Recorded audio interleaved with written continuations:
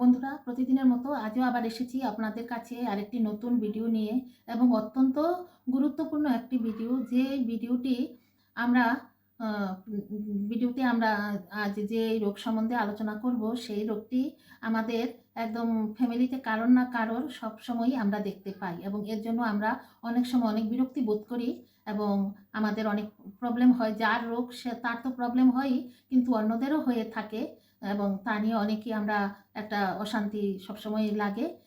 সেই রোগটির আমি নামটা বলেই ফেলছি।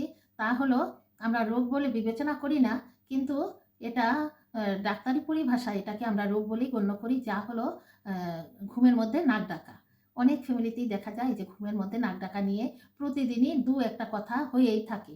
মানে এই নাক ডাকা হাসি ঠাট্টা হোক বা এমনিতে হোক, নাক ডাকার জন্য যে মানে রুম পার্টনার হিসাবে সেই যার নাক ডাকে সেই ব্যক্তির সঙ্গে থাকেন, সবসময় নানান কথা বলেন এবং সেটাই আমি আজ হোমিওপ্যাথিকে কী ট্রিটমেন্ট আছে তা নিয়ে আমি আলোচনা করছি এবং এটা হোমিওপ্যাথিকে কিন্তু সম্পূর্ণরূপে নির্মূল হয়ে যায়, তা আমি আপনাদের বলছি এবং খুবই স্বল্প দিনে। বন্ধুরা, আমি দৈনন্দিন জীবন চ্যানেলের পক্ষ থেকে ডক্টর রেহানা পারভিন তালুকদার আমি আমার দর্শক বন্ধুদের জানাই আমার অনেক অনেক ভালোবাসা। শুরু করার আগেই আমি আমার বন্ধুদের উদ্দেশ্যে বলছি যে আজ আমার এই ভিডিওটিতে যে সমস্ত বন্ধুরা আমার এই ভিডিওটি দেখছেন, প্রত্যেকেই প্রথমেই একটা লাইক দিয়ে দিন এবং না হলে আমরা পরে অবশ্য ভুলে যাই। এবং আমার যে সমস্ত দর্শক বন্ধু আছেন আমার এই ভিডিওটি দেখছেন, এর মধ্যে যারা আজ প্রথম দেখছেন, আমার ভিডিওটি সম্পূর্ণ দেখার পর যদি আপনাদের মনে হয় যে আমার ভিডিওটি আপনাদের ভালো লেগেছে, তাহলে আমার চ্যানেলটিকে সাবস্ক্রাইব করে বেল বটনটি আপনারা অন করে রাখবেন। তাহলে আমি যখনই নতুন কোনো ভিডিও আমি আপলোড করব, সঙ্গে সঙ্গে সবার প্রথম আপনার কাছে চলে যাবে। আর প্রত্যেক বন্ধুরাই একটা করে লাইক দিয়ে দিন।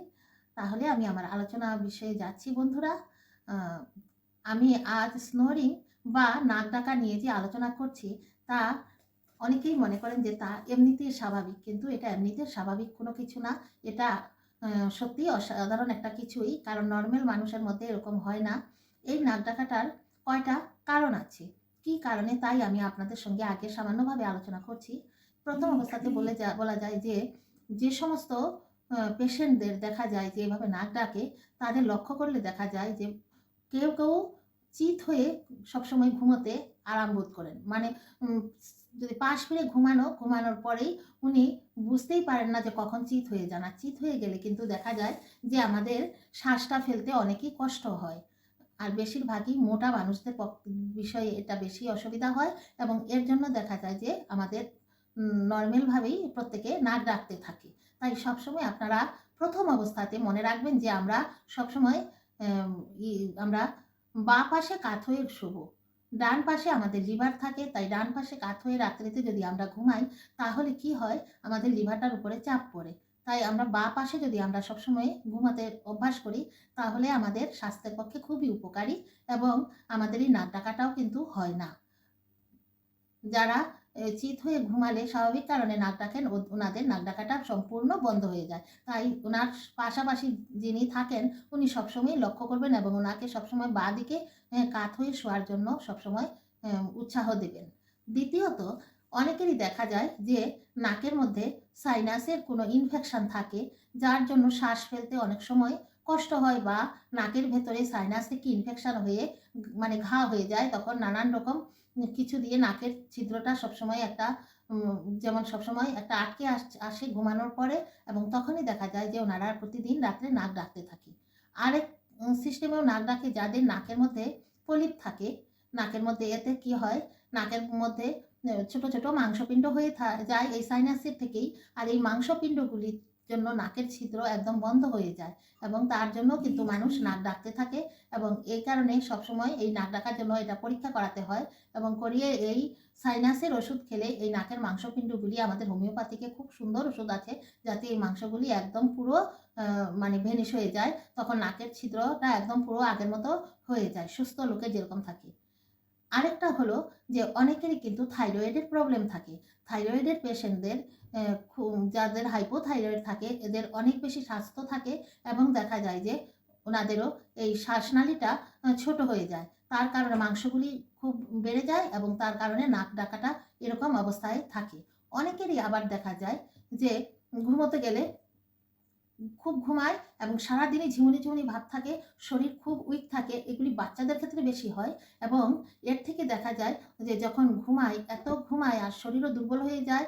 আর নাকের ভেতরে দেখা যায় সবসময় নানান রকম নাকের ভেতরের যে ছিদ্র, এগুলি প্রায় শুতে গেলে এগুলি ওনাদের এত ঘুম থাকে এ সমস্ত বাচ্চাদের, আর শরীরের দুর্বলতার জন্য এই ছিদ্রগুলিও আস্তে আস্তে দেখা যায় যে নানান রকম নাকের ভেতরে মাংসপিণ্ড দিয়ে এগুলি অনেক সময় ঢাকা থাকে, বা ওদের এত ঘুম থাকে যে ঘুমের ঘোরে শ্বাসই ফেলতে পারে না দুর্বলতার জন্য। হ্যাঁ, এই সমস্ত কারণে এই সমস্ত বাচ্চাদের অনেক সময় দেখা যায় যে এভাবে নাক ডাকতে থাকে এবং ঘুম থেকে যখনই উঠে দেখা যায় যে এরা যে খুব কষ্টে শ্বাস টানে, এর জন্য এরা খুব উইক দেখা যায়। আমরা ওদেরকে খুব দুর্বলতা বোধ করি। আর এই দুর্বলতা থেকে ওরা শ্বাসটা তো ভালো করে ফেলতে পারে না, এ কারণেও ওদের এরকম নাক ডাকতে থাকে।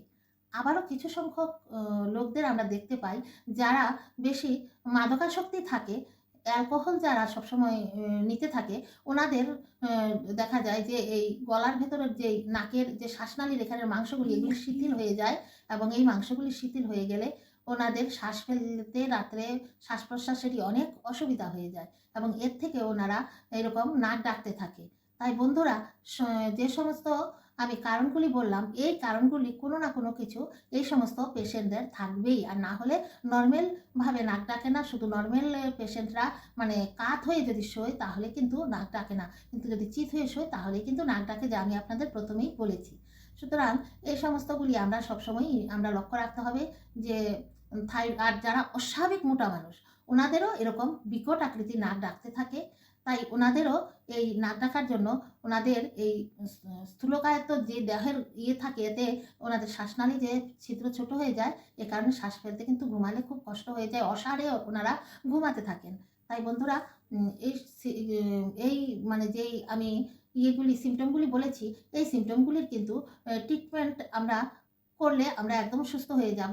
এরকম অবস্থা থাকলে যে কোনো একজন হোমিওপ্যাথিক বিশেষজ্ঞ আপনাদের কাছাকাছি কোনো ডক্টরের সঙ্গে আলোচনা করবেন এবং এর জন্য ওষুধ যদি আমরা ব্যবহার করি তাহলে কিন্তু আমরা অল্প দিনের মধ্যেই একদম সম্পূর্ণরূপে সুস্থ হয়ে যাব। কোনো দুশ্চিন্তার কোনো কারণ নেই। তাই বন্ধুরা, আর যদি আপনারা এই সিমটমগুলি নিজেরা যদি বাড়িতেই একটু সাহস করে বুদ্ধি করে মেলাতে পারেন, হ্যাঁ, বা যাদের নাকের ভেতরে কিছু আছে কিনা মাংসপিণ্ড, নাকটাকে একটু ভালো করে যদি একটু টর্চ দিয়ে যদি একটু দেখেন তাহলেই দেখতে পারবেন। বা নাকের ভেতরে ঘা থাকলে লাল হয়ে থাকে, যন্ত্রণা থাকে, তাও আমরা বুঝতে পারি। মোটা মানুষদের, যারা মোটা মানুষ তা তো আমরা বুঝতেই পারছি, যারা অ্যালকোহল নেয় এদেরও তো ক্ষেত্রে আমরা ফ্যামিলির অন্যরা বুঝতে পারি। তাই এগুলি আমরা নিজেরা যদি ঘরে একটু বুঝতে পারি তাহলে সেই সমস্ত রোগীদের ক্ষেত্রে আমি কয়েকটা ওষুধের কথা বলে দিচ্ছি। এই ওষুধগুলি যদি আপনারা ব্যবহার করেন তাহলে অল্প দিনের মধ্যেই আপনারা এই প্রবলেম থেকে মুক্তি পেয়ে যাবেন।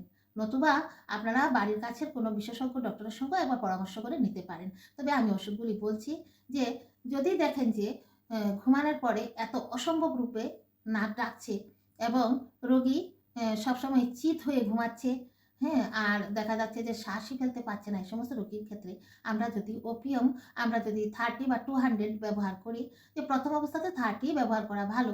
30 ব্যবহার করলে দিনে 3 বার করে খালি পেটে, সকালে খালি পেটে, দুপুরে খাওয়ার 30 মিনিট আগে, রাতে খাওয়ার 30 মিনিট আগে আমরা যদি এই মেডিসিনটা যদি আমরা ব্যবহার করি, আমরা ব্যবহার করার পর আমরা যদি দেখি 1 সপ্তাহ ব্যবহার করলেই নাক ডাকাটা আমাদের কমে যাচ্ছে, তখন আমরা পুরো আমরা 15 দিন ব্যবহার করব। 15 দিন পরে আমরা 200 দিনে একবার করে ব্যবহার করব। করে 1 মাস হয়ে গেলে যদি দেখা যায় যে না কমে গেছে, তখন আমরা এই ওপিয়ামটা আমরা দিনে একবার করে আরও আমরা 1 মাস ব্যবহার করব। করার পরে দেখবেন যে এই রোগটা সম্পূর্ণরূপে সেরে গেছে।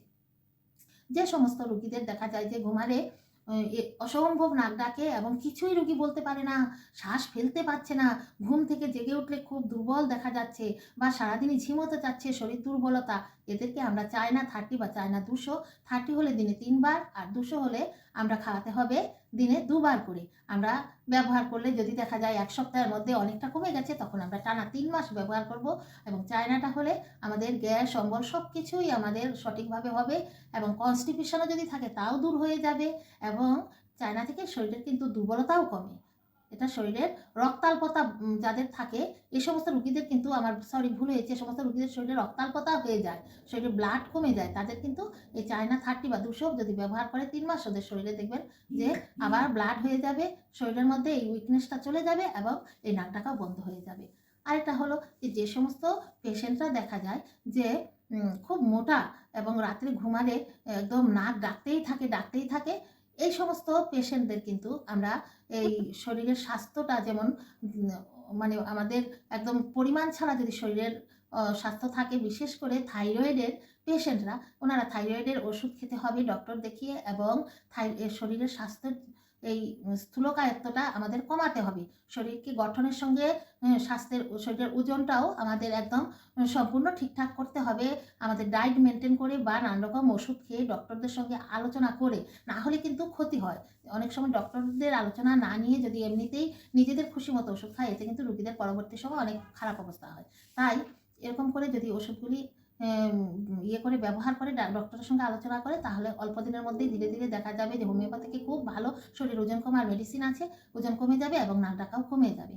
আরেকটা হলো যে সমস্ত আমরা লোকদের দেখি যে অ্যালকোহল সেবন করে, ওনাদের সবসময় ঘরের সবাই, ওনার যে সমস্ত হিতাকাঙ্ক্ষী আছে, বোঝাতে হবে যে নাক ডাকলে কীরকম অবস্থা হয় এবং কীরকম কষ্ট হয়, এতে নানা রকম রোগ ব্যাধি হবে ভবিষ্যতে, আরও বড় করে অ্যালকোহল বর্জন করতে হবে। এখন উনি যদি বুঝে থাকেন তাহলে ওনার সেটা এমনিতেই সেরে যাবে। এর মধ্যে ওনাকে দিতে হবে নাক্স 200 রাত্রে ভাত খাওয়ার পর শোয়ার সময়, আর দুপুরে ভাত খাওয়ার পর। রাত্রেরটা একদম শোয়ার সময় দিতে হবে, আর দুপুরেরটা ভাত খাওয়ার পর দিতে হবে 30 মিনিট পর। 200 নাক্স ভূমিকা 200, তাহলে দেখবেন যে ওনার এই নাক ডাকাটা সেরে যাবে। আর আরেকটা হলো নাক ডাকা দেখা যায় যে অনেক সময় দেখা যায় অনেকের সারা বছরই সর্দি থাকে, নাকের ভেতরে ইনফেকশন হয়ে গেছে, বা দেখা যায় সাইনাস হয়ে গেছে, সাইনাস হয়ে গেছে, এবং এই সাইনাস থেকে ইনফেকশন, এই সমস্ত রোগীদের দিতে হবে আমাদের ক্যালিসাল্ফ দিলে কি হবে, ওনাদের এই নাকের ভেতরে যদি এই ক্যালিসাল্ফের ঘাটা যা থাকে সব কিছুই শুকিয়ে ভালো হয়ে যাবে। আর যাদের নাকের ভেতরে মাংস হয়ে গেছে, দুনো নাকের ভেতরেই দেখতে পাওয়া যায় যে বলের মতো হয়ে গেছে, ওনাদের তো সাইনাস হয়ে নাকের ভেতরে পলিপ হয়ে গেছে, ওদেরকে দিতে হবে লিমনা মাইনর 200 বা 30। এটা যদি ওনারা 3 মাস সেবন করে, তাহলে দেখা যাবে যে এই নাকের ভেতরে মাংসগুলি ধীরে ধীরে কমে যাবে। সঙ্গে দিতে হবে থুজা দিলেও উপকার হয়, এই নাকের ভেতরের এই সমস্ত মাংসগুলি একদম ধীরে ধীরে সব ঠিক হয়ে যাবে, ওনাদেরও শ্বাস ফেলতে অনেক সুবিধা হবে, আর এরকম রাত্রে ঘুমালে নাক ডাকে না। তাই বন্ধুরা, আজকের আমার এই আলোচনাটি আপনারা নিশ্চয়ই বুঝেছেন, এবং এই মেডিসিনগুলি আপনারা কেনার সময় আপনারা সবগুলি মেডিসিনই আপনারা 15 ml বা 30 ml করে আপনারা কিনবেন, এবং নিশ্চয়ই জার্মানি কোম্পানির কিনবেন, এবং যে সমস্তগুলি আমি 30 ml বলেছি সেগুলি 30 ml, যেগুলি 200 সেই 200 আপনারা কিনে ব্যবহার করতে পারেন আপনাদের লক্ষণগুলি মিলিয়ে। আর আরেকটা কথা হলো, যদি আপনাদের বাড়ির কাছে কোনো বিশেষজ্ঞ হোমিওপ্যাথিক ডক্টর থাকে, তাহলে একবার আপনারা আলাপ করে নিলে খুবই ভালো হয়। তাই বন্ধুরা, যে যেখান থেকে দেখছেন আমার ভিডিওটি, আজকে আমার সঙ্গে এতক্ষণ রয়েছেন, আপনাদের কেমন লেগেছে, এবং আপনাদের কোনো রোগ সম্বন্ধে যদি কোনো প্রশ্ন থাকে, আমার কমেন্ট বক্সে আমাকে আপনারা লিখতে পারেন, আমি সেই রোগ সম্বন্ধে আলোচনা করব। আর এতক্ষণ পর্যন্ত আমার সঙ্গে আপনারা সবাই থাকার জন্য আপনাদের অসংখ্য অসংখ্য ধন্যবাদ। আবারও বলছি যে নতুন বন্ধুরা যদি আমার ভিডিওটি দেখে যদি একটু হলেও ভালো লাগে, তাহলে আপনারা সাবস্ক্রাইব করে বেল আইকনটি প্রেস করে আপনারা নোটিফিকেশনটি অন করে রাখবেন, তাহলে আমি যখনই কোনো নতুন ভিডিও আপলোড করবো সঙ্গে সঙ্গে সবার আগে আপনার কাছে চলে যাবে। আর সকল বন্ধুদের বলছি যে যাওয়ার আগে আপনারা একবার চেক করে দেখেন যে আপনারা একটা লাইক দিলেন কিনা। আপনাদের একটা লাইকের জন্য আমাকে অনেকদিন পর্যন্ত আমার ভিডিওটি এগিয়ে নিয়ে যাবে, এবং সবসময় আমার পাশে থাকবেন, এবং আমি এরকম ছোট ছোট রোগ সম্বন্ধে আমার চ্যানেলে আমি আলোচনা করি। আপনাদের কেমন লাগে কমেন্ট করে জানাবেন, আর আপনাদের উপকারে লাগবে কিনা এই সমস্ত রোগগুলি জানলে ভালো হয় কিনা। আর যদি কেউ সবসময় ফলো করেন, তাহলে এরকম করে আমি একটা একটা করে সব রোগ বলবো, আর সব রোগই আপনি এভাবে আপনি নিজেই শুনে শুনে আপনার ঘরের জন্য আপনি একজন হোমিওপ্যাথিক ডক্টর হয়ে যাবেন বন্ধুরা। তাই বন্ধুরা, সবাই ভালো থাকেন, সুস্থ থাকেন। আজ আমি আমার ভিডিওটি আর বড় করছি না, আজ আমার ভিডিওটি আমি এখানেই শেষ করছি। আজ তাহলে রাখি। আসসালামু আলাইকুম।